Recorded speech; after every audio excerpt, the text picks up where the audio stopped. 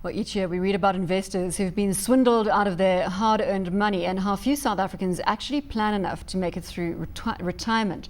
So how does one find the right financial advisor to safeguard their future? Joining us on the desk is Finweek journalist Jessica Hubbard and Thuthuka Gumede from Sanlam Financial Advisors.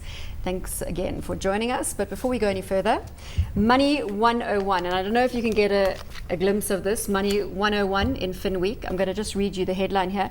South Africa has an estimated 100,000 financial advisors who sell products like life insurance and retirement annuities, but only 4,100 of them are certified financial planners. What does that mean?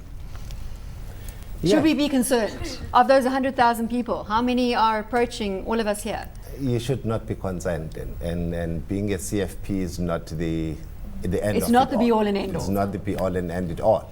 There are various trained advisors who specialize in other fields and who work for companies where they get in-house training, and some of them are on their way to become CFPs and all that. All right, so now we've established that that isn't the base case, that you need to be a CFP. It just doesn't. How do we go about choosing a financial advisor? I think the most important thing is to start with the fact that anybody who is applying advisory or intermediary services needs to be compliant with the FAIS Act. So they actually need to be qualified, they need to have met the regulatory requirements as a representative or alternatively as a key individual. And I think the promulgation of this act has actually gone a long way into professionalizing the industry. Jessica, let's bring you in here. What are your thoughts on the topic? I would take a more personal approach because I believe financial planning can be equated with life planning. So you need to choose a financial advisor that first and foremost you trust. So whether this is a qualified financial advisor, which is probably the first requirement to meet, or perhaps your family member who also has a lot of background in the industry, you need to first and foremost trust that individual. And then with that trust becomes the ability to share what your life goals, your aspirations, your biggest concerns are. Because only when an advisor knows about those very personal issues that you face can he or she advise correctly. Thuthuka, being qualified is one thing. Yep. Being good is another. Yep. So how do you ascertain whether your financial advisor is any good at what he does? Remember, a financial advisor does not just parachute in and tell you exactly what you need to do. A financial advisor comes in, he's here to help you navigate this financial journey, and he's actually here to work with you. Remember, at the end of the day, this is your plan. The plan that's going to be put together is your plan. And in fact, it's just there to guide. But don't you think, though, that there are a lot of people out there, in fact, the majority of the population, who don't have a clue?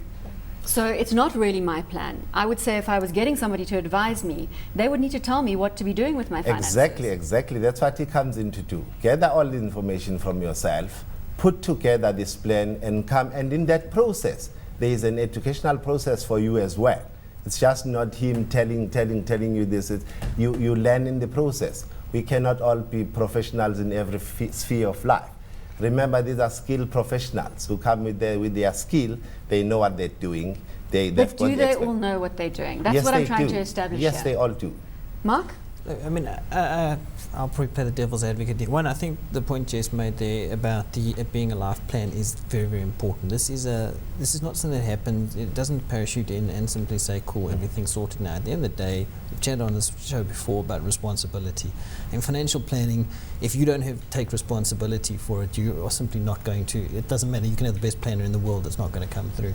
I think the one thing, and I think this is probably the cynic in me, there's nothing worse than the broker who comes in, rolls out his laptop and shows you this fantastic graph, $100 a month, you'll have 20 million when you retire.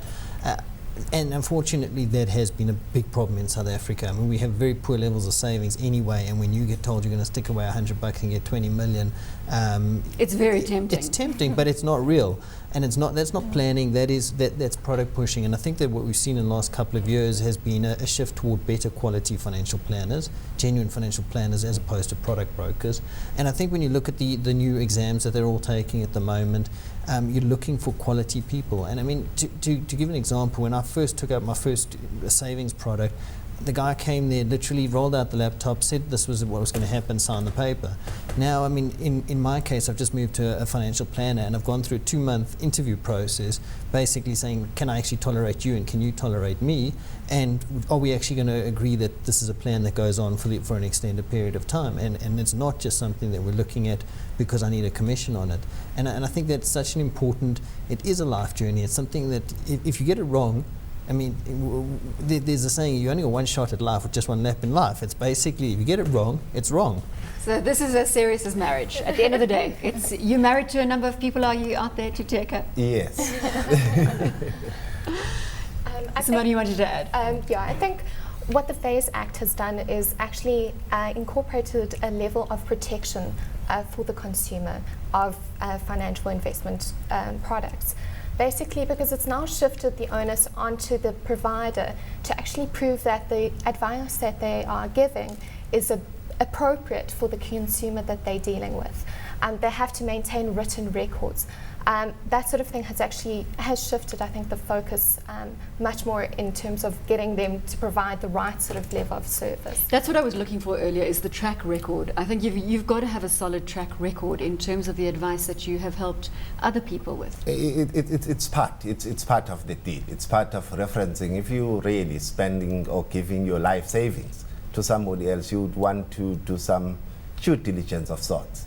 And you can either phone the local office to find out, I'm looking for an advisor, this is my story, would you recommend one, as an example? So that you know exactly in the engagement that you have with this person, that at least that's taken off the table. You can trust this person is qualified to do what he's been doing it. And also that does not take away the fact that there are also people who join the industry, who are still in training, who are still being mentored to keep the industry growing. So those people, there are mechanisms in place to make sure that though they're still in training, when they deal with you, whatever they do, the advice that they give to you gets monitored and checked at periodic intervals. And I think the recourse side to that is important. I mean, you know, we sit here once a week, we're going to read about a story about a property syndication that's gone south, or a hedge fund that's blown up, or something like, or we read about people who are simply, remember that we've been so used to high levels of return for so long. Suddenly, last 4 years have really changed that. I mean, where you were getting 20% per annum, you're now lucky if you get 6 or 7%. So now, of course, you're going to be tempted when somebody tells you, I've got a property syndication that's going to give you 15% per annum, or I've got a hedge fund that's going to consistently beat the market. Maybe it does.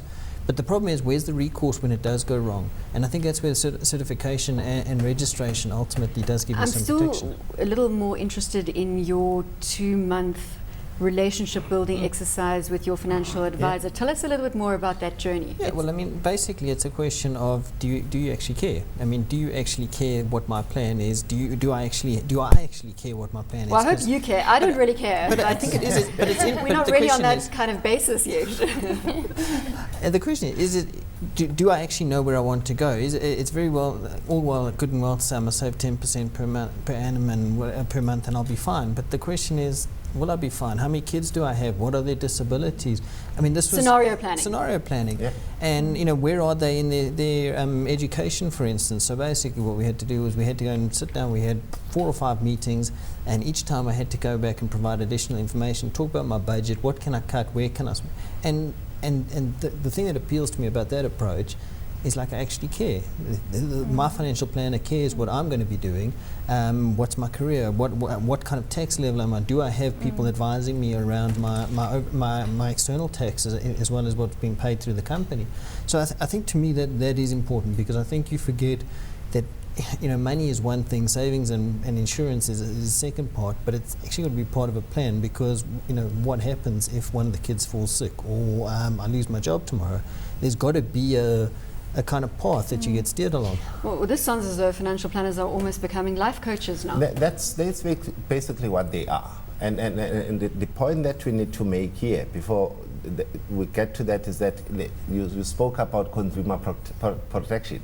Consumers today are probably more protected than they were ever before. So whoever comes and deal with you, it starts with the company that you're dealing with. The company that you're dealing with has got to adhere to certain standards and the regulation as we know it today. that whoever, now you can take comfort from the fact that whoever you deal with, that is accredited, that person knows what they're doing. If things go wrong, if there is negligence or anything that just like that, you've got recourse and redress. That's it. Accountability has to be taken by, and that's the Exactly. key here. I think the accountability goes both ways. I think you can't just hand over all your financial affairs to somebody else. You actually do have to make sure that you are sufficiently educated, that you're dealing with somebody who you understand their language. So if it's a financial advisor who doesn't have the time to go into the detail and explain exactly what product you're buying into, that should be ringing alarm bells. And it does require people to actually trust their gut instincts, where if there are those alarm bells, not to wait for the FSB to get involved, actually look to change their financial advisor before it gets to that stage. Jessica, final word from you. Unfortunately, we're almost out on this I would topic. almost equate it to choosing a therapist. If you're not comfortable with them, change quickly, because it's going to have a huge impact on your life. So don't be shy. And Thuthuka, to close out on this chapter. Everybody needs a financial advisor.